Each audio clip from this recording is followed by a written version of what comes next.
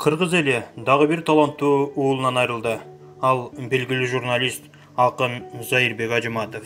Зайырбек Ажыматов 1976 жылы 27 майда Аксы районунун Ак Жол айылында төрөлгөн.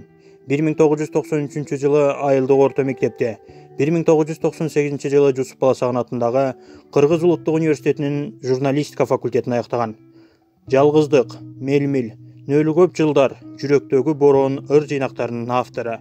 Журналистикадагы эмгек жолун 1998 жылы Асаба гезитинен баштаган.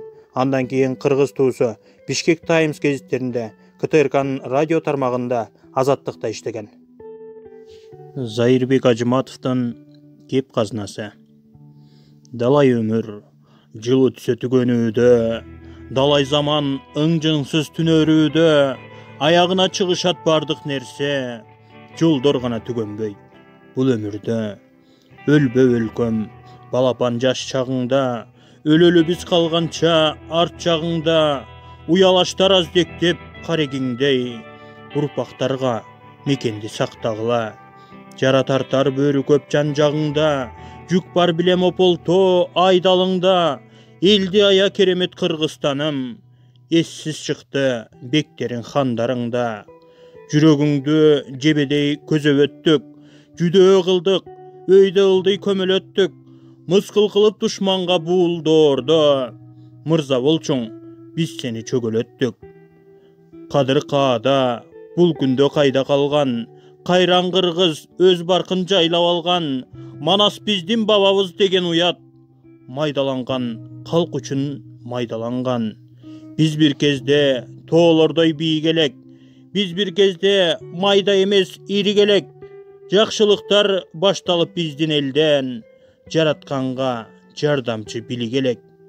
Түндүк түштүк сай деп чектелгениң, түп катаңдын арбагын тепсегениң, бийлик үчүн мырзалар бийлик үчүн, биримдигин элиңдин экчебегин. Бир бүтүнгө айлансак улукпуз биз, бирикпесек улутту куруттук биз.